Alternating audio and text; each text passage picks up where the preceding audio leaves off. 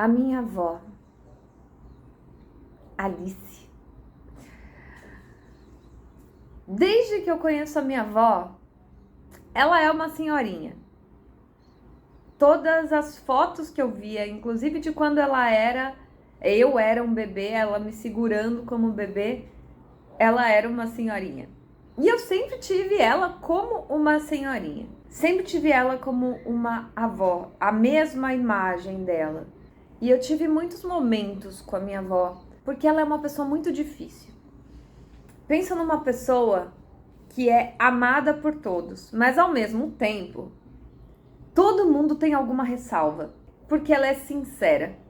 E eu não sei se porque ela foi criada no interior ou era só falta de noção mesmo, mas ela falava.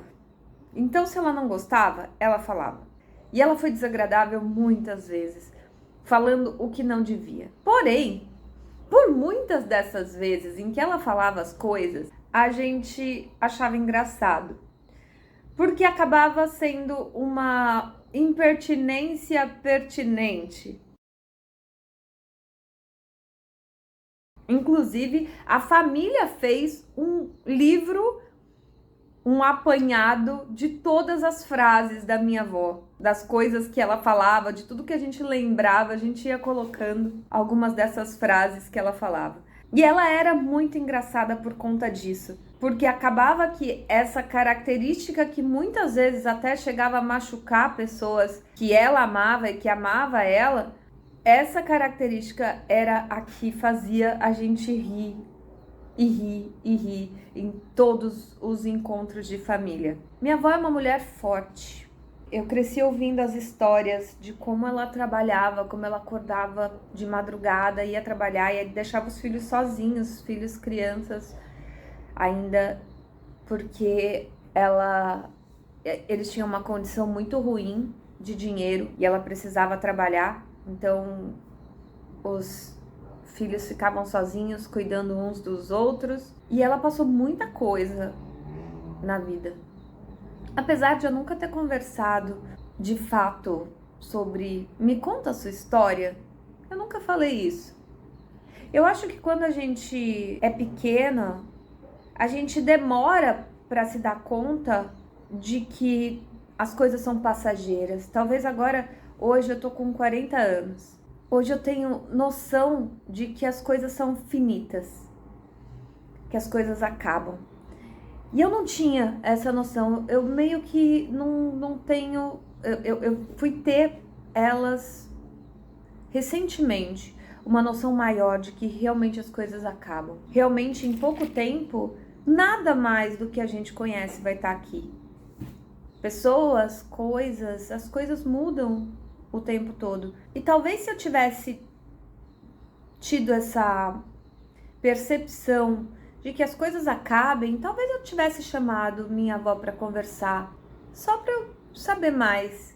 Eu acho que muito da história dela eu sei pela minha mãe, pela minha tia, foi pouco por ela. Mas a imagem que eu tenho dela é aquela pessoa que gostava de sertanejo, que cantava comigo quando eu era pequena e cantava bem. E eu me lembro até hoje, quando eu descobri, eu gostando de música, vivendo a minha vida e aquela coisa adolescente de você achar que o mundo gira em torno de você, você não tá muito preocupada com o resto. E eu me deparei com a minha avó cantando com a minha tia-avó, abrindo voz, coisa que eu tava tentando aprender há anos.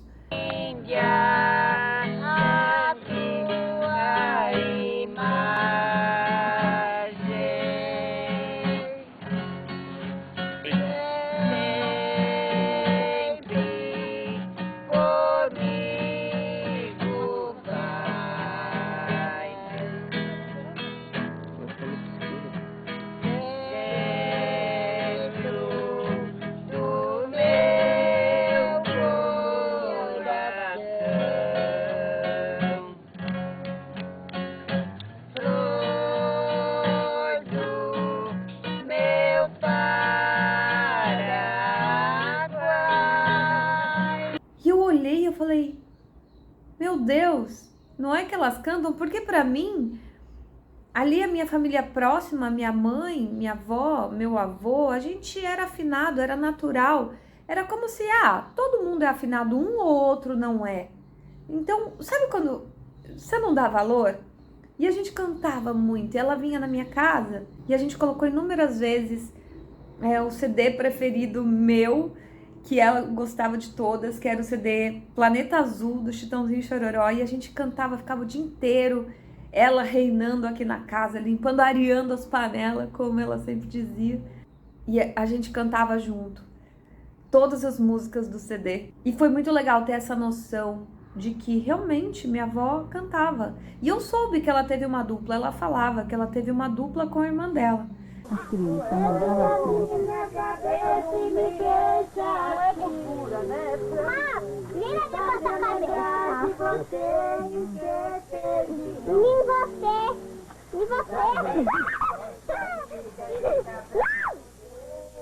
Cuidado, Dudu, pode cair isso, querido.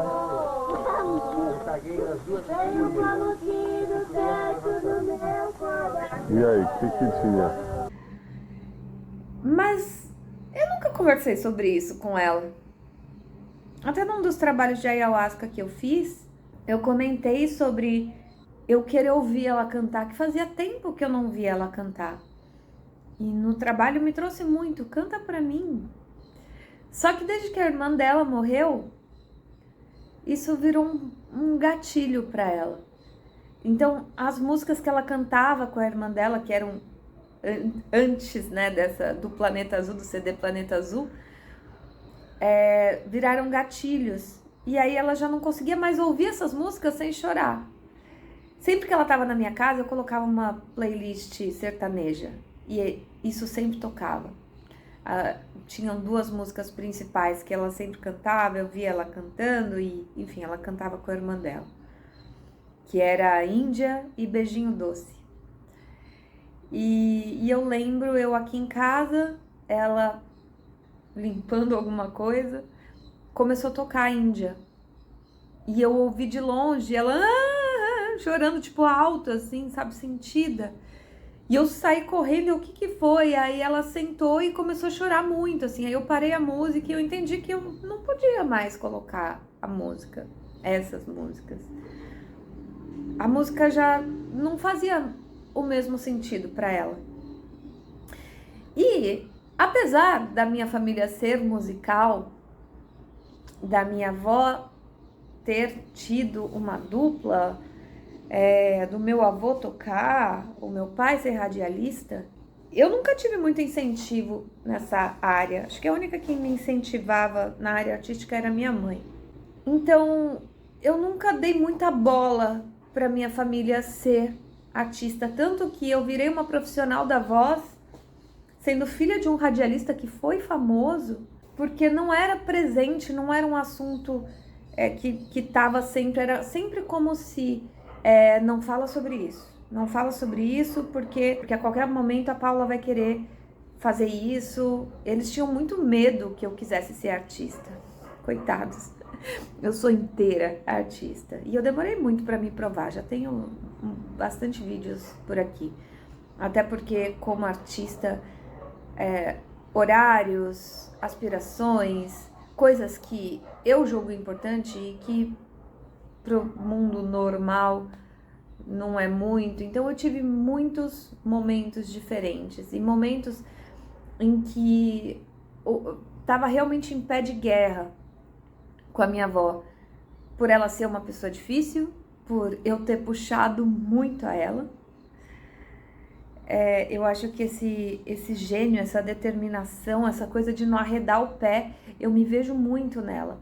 Às vezes eu me pergunto, eu falo, por que eu tô fazendo isso? Às vezes é uma coisa que me prejudica, mas só para não dar o braço a torcer, eu continuo batendo naquela tecla. É muito difícil voltar atrás. Eu me observo e eu consigo, pelo menos, ponderar sobre o que eu tô fazendo. E ela, talvez com a pouca instrução que teve, não tinha uma coisa sobre pensar sobre o que ela estava pensando. Ela simplesmente agia. E a gente ficou muitas vezes sem se falar, de brigar muito feio. E não foi só comigo. Ela tinha esses episódios com a família. E era uma coisa dual, porque, por um lado, ela era a pessoa mais amada de todo lugar. Ela era simpática, ela conquistava todo mundo, era aquela senhorinha que todo mundo gostava. Mas as pessoas que estavam perto, talvez por conviver muito mais com esse jeito difícil e com essa sinceridade dela, talvez tinham mais essas ressalvas e rolava muita mágoa. Principalmente da parte dela com algumas pessoas da família, em que eu cheguei a me perguntar, precisa? Será que é tudo isso? Eu cheguei algumas vezes a me perguntar, a tentar entender e até chegamos a conversar sobre, mas ela tinha o ponto de vista dela e eu, de fato, nunca entendi, nunca passei pelo que ela passou, então eu não sabia dizer se ela estava... Se era verdade, se não era só tempestade em copo d'água. Até hoje eu não sei, até porque as pessoas envolvidas também são suspeitas. Mas ela sentia muito. E quando uma pessoa adoece, a gente tende a se compadecer. E minha avó ficou, vocês acompanharam, quem me segue no Instagram, acompanhou que eu ia visitar, ela ficou numa casa de repouso, porque ela estava debilitada bastante tempo e ela precisava de ajuda, precisava de enfermeiros e ela, enfim, ficou na cadeira de rodas e a gente se compadece e era ainda um misto de sentimento, sempre foi pra mim, porque minha avó é uma pessoa que nunca mediu esforços pra fazer nada. Qualquer coisa que você imaginar, ela fez. Ela deu um jeito e ela fez. E eu tive a sorte de ser a neta dela, que mesmo com muitos problemas, com muitas ressalvas, mesmo assim, ela fez por mim. E ela fazia de novo e de novo e de novo. Era incansável. Eu morei uma época com ela me levava para a escola, a gente andava de ônibus por São Paulo inteiro, me levando em várias coisas, e eu costumo dizer que o tempo que eu morei com ela foi a pior época da minha vida. A gente tinha uma discrepância muito grande de gerações. Eu tinha 10 anos, mas eu não aceitava a forma dela de forma nenhuma, e com a minha mãe era melhor, então é uma época que eu lembro sofrendo. Mas por outro lado, a gente olhando como mãe, como uma pessoa responsável que cuida da casa, cara, é muito difícil cuidar de alguém. É muito difícil cuidar de alguém. E minha avó cuidava de todo mundo. E cuidou muito de mim. Ela cuidou muito de todo mundo. Eu consigo ver que eu tenho sorte. E que bom que eu vejo que eu tenho sorte. E que bom que eu vi antes. Que bom que eu falei pra ela. A gente conversou muito nos últimos tempos. Eu contei pra ela, porque ela já não lembrava mais de tudo que ela fez por mim recentemente. Ela lembrava de antes. Mas a minha vida eu devo a ela. Todos os cursos, música, tudo que eu aprendi, eu devo a ela. A forma que eu vivo nunca agradou a minha avó. Eu sempre fui muito bagunceira. E não que eu goste, pelo contrário, isso me incomoda bastante, é uma coisa que eu venho tentando melhorar. Mas ela chegava aqui em casa e ela fazia uma revolução. E eu ainda lembro de ver ela assistindo o dia todo aqueles programas sanguinários de Cidade Alerta, sei lá. E eu só trabalhando no quarto e ouvindo de longe aquilo e falando, meu Deus, que sensação horrível, só... E ela ficava preocupada com tudo. Filha, Cuidado, viu? Quando você for, sei lá, X, Y, Z, cuidado. Ela ficava assustada com tudo. Ela era uma mulher forte. Ela aguentou muita coisa, e isso das coisas que eu sei, das coisas que me contaram, porque ela mesma não falava tanto. Dia 15 de março é aniversário dela. E esse ano ela não vai estar aqui. Essa pessoa que me deu apoio de formas estranhas, porque era Bate e a Lisa, mas que foi essencial pro conjunto de coisas que me tornou o que eu sou hoje. Eu tive muitos bons exemplos na minha vida de mulheres fortes. Tenho esses exemplos. A minha família é um exemplo. E ela, com certeza, foi o exemplo dessas outras mulheres fortes. Como a minha mãe, minha tia. Pessoas que estão perto de mim, que eu vejo as lutas e que eu converso mais. Doido, né? Eu passei tanto tempo com a minha avó, mas a gente não super conversava. E que bom que eu pude expressar, falar pra ela o quanto eu era grata. Numa das vezes que eu fui visitar ela, a gente conversou horas. E eu falei sobre mim, sobre tudo que teve dedo dela na minha vida. E tudo que eu aprendi a ser. Seja porque ela foi o exemplo, seja porque ela pagou para eu aprender. Porque ela fez sacrifícios, ela pagou com tempo, pagou com dinheiro. Dia 15, ela faria 80 e alguma coisa. 83, talvez, 84.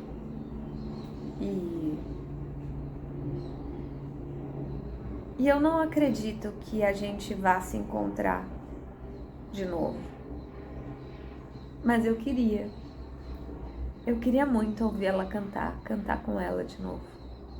E quando eu tinha meus 20 anos, eu conheci uma música de uma banda que ninguém conhecia. E essa música falava sobre a avó do cara. Desde então eu amo essa música. E eu fiz a minha versão em português para ela. Consegui a autorização da banda, que é americana. E eu vou deixar o link para vocês aqui no final, contando sobre a minha Alice, minha vozinha.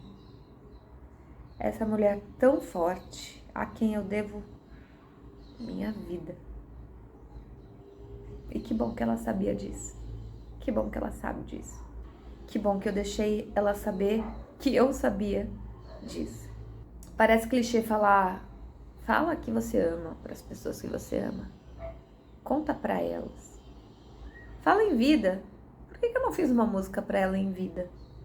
É bem mais dramático fazer agora. Mas ela teria gostado de escutar. Como ela escutou outras. Como eu participei de um concurso onde eu cantei uma música em português, que ela pedia muito para eu cantar em português. E aí no concurso eu cantei Quando a Chuva Passar, da Ivete Sangalo, e ofereci para ela.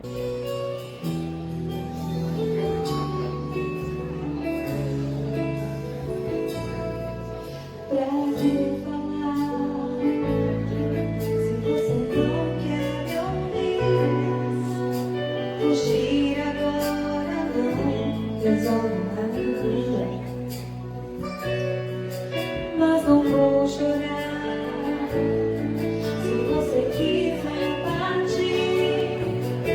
Às vezes a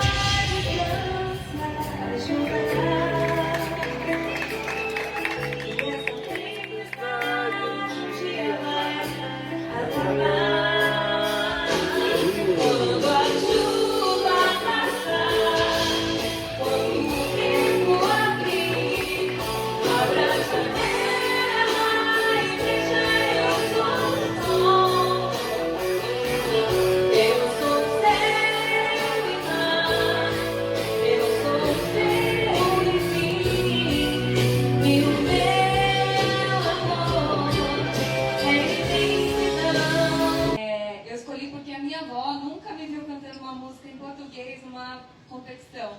Então eu cantei pra ela essa música. É pra você, Bozinha. Cadê a vozinha?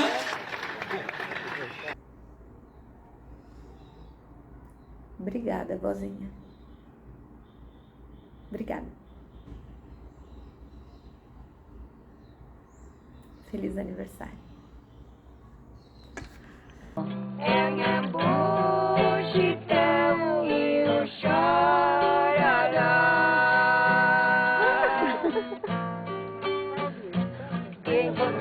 Ernesto que pediu desculpa, mas nós não aceitemos. Isso não se faz, Ernesto. Nós não se importamos. Você podia ter deixado um recado na porta. Assim, o baile furou, Ernesto. Cries, cries, cries, cries, cries, cries, cries, cries, cries, cries, cries, cries, cries, cries, cries, cries, cries, cries,